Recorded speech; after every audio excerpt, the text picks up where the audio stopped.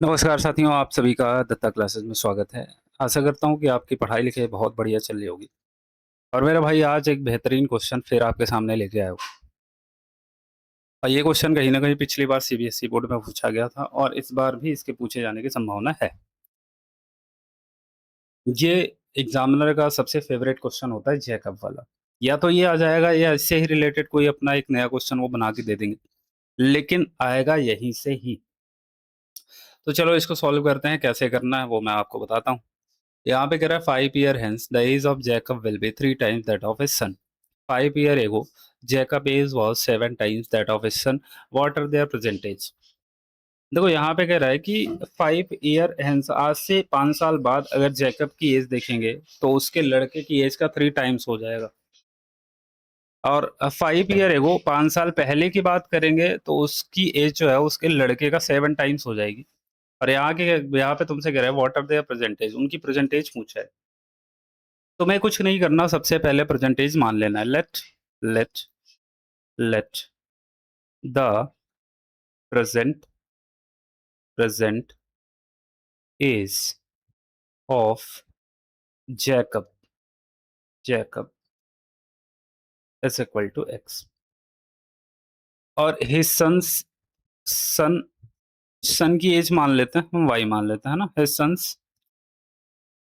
Sons age be y, ये दोनों चीजें आपको मान लेना है।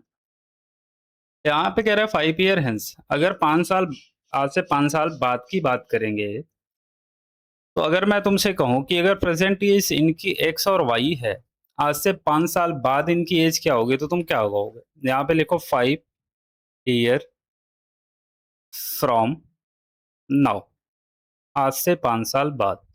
मैं तुमसे जैकब की एज पूछूंगा, जैकब एज, तो तुम क्या बताओगे? तुम कहोगे अभी अगर एक्स है तो 5 साल बाद एक्स प्लस 5 हो जाएगी, है ना। और सन की एज पूछूंगा, सन सेज, तो क्या बताओगे?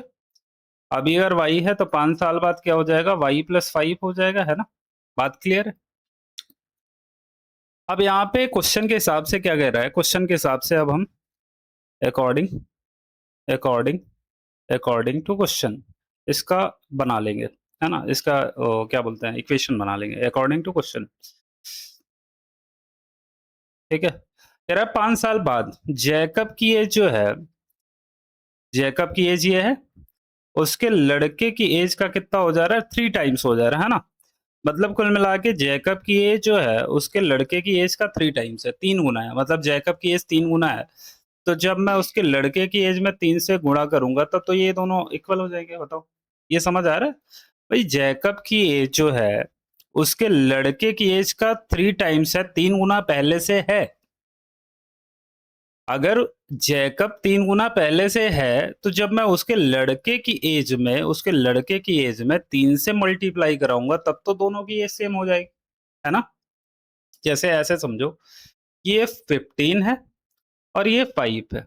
मैं कह रहा हूं ये नंबर जो है इस नंबर का 3 गुना है, 3 टाइम्स है। तो अगर हमें इन दोनों नंबर को इक्वल करना है तो भाई इसमें 3 से मल्टीप्लाई कराना पड़ेगा, क्योंकि ये तो 3 गुना पहले से है ये नंबर 15 वाला, है ना।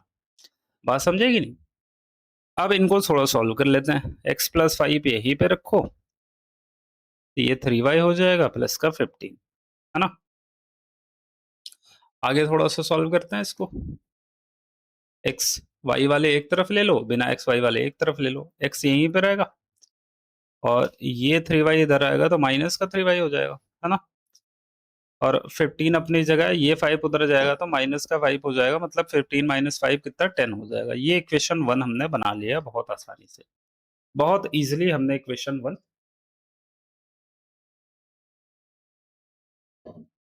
कंप्लीट कर लिया है।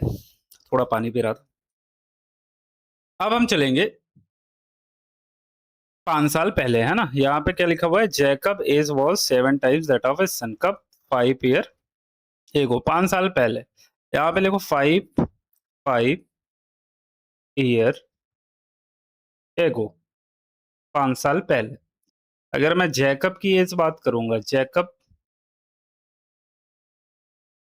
जैकब एज तो मुझे बताओ प्रेजेंट एज उसकी x है और 5 साल पहले कितना x+5 हो जाएगा, है ना? 5 साल पीछे चले जाएंगे। सन की एज देख लो, हिज सन एज वो कितना हो जाएगा, y-5 हो जाएगा। अब यहाँ भी क्वेश्चन के हिसाब से हम काम करेंगे, according to question. According to question, question क्या कहता है कि जैकब की एज जो है उसके लड़के की एज का 7 टाइम्स है ना? यही तो बोला है 5 साल पहले। तो जैकब की एज अगर 7 टाइम्स है तो इसके लड़के की एज में 7 से मल्टीप्लाई करा दो, दोनों की एज हो जाएगी इक्वल, है ना? यही समझाया था भाई। x-5 इज इक्वल टू कितना हो जाएगा, 7y माइनस का 35। ठीक है, अब ये 7y इधर लेके आओ तो x-7y हो जाएगा, और ये माइनस का 35, ये 5 उधर जाए प्लस का 5 तो माइनस का 30 आ जाएगा। ये इक्वेशन 2 हो गया। इक्वेशन 1 और 2 हमने बना ली है। अब इन दोनों इक्वेशन को सॉल्व कर लेंगे, आसानी से हम चीजों को कर पाएंगे फिर। ठीक है, चलो पहला इक्वेशन क्या है, यहाँ पे ध्यान रखना, पहला इक्वेशन ये वाला है ना? तो इसको लिख लो इधर, एक स्लाइड और लेता हूँ। x-3y इज इक्वल टू 10 है ना? क्या है, x-3y इक्वल्स टू कितना, 10 है।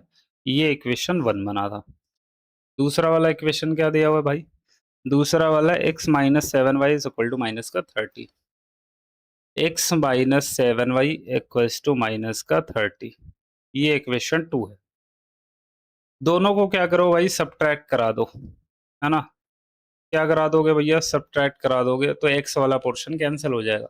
अब यहाँ सब्ट्रैक्ट करने का मतलब क्या है, जो प्लस में है उसको माइनस में कर दो, जो माइनस में है उसको प्लस में कर दो, ये प्लस हो जाएगा, है ना? अब ये प्लस माइनस x कैंसिल हो गया, 7y से 3y गया कितना, 4y हो जाएगा। अब यहाँ 30 और 10 कितना, 40 हो जाएगा। ठीक है, 4 से इसको काट दो 10 टाइम्स, तो y की वैल्यू यहाँ से निकल के आ गई 10। बोलो भाई, बहुत क्लियर होगा। y की वैल्यू आ गई 10। अब ये y की वैल्यू तुम किसी भी इक्वेशन में रख दो, चाहे 1 में या 2 में, तुमको x की वैल्यू मिल जाएगी।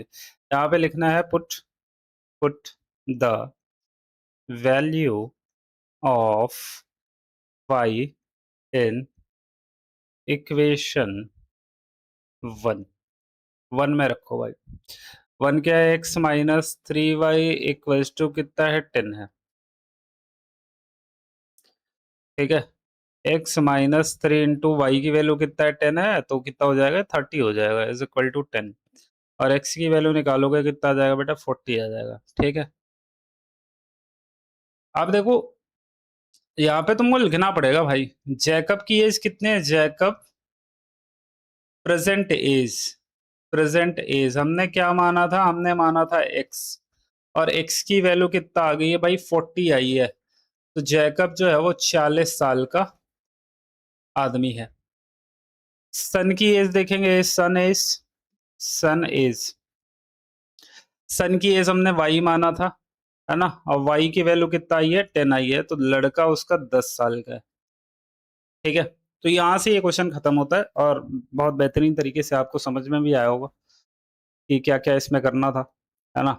कोई दिक्कत परेशानी की बात नहीं हुई होगी, और थोड़ा अच्छा क्वेश्चन है ये, तो थोड़ा टाइम लगता है समझाने में। बाकी तुम करोगे तो तुम विद इन एक दो मिनट में आराम से कर सकते हो इसको। तो भाई वीडियो ठीक लगा हो तो प्लीज़ चैनल को सब्सक्राइब करना बिल्कुल ना भूलें। बाकी मिलते हैं नेक्स्ट वीडियो में एक अच्छे क्वेश्चन के साथ। धन्यवाद।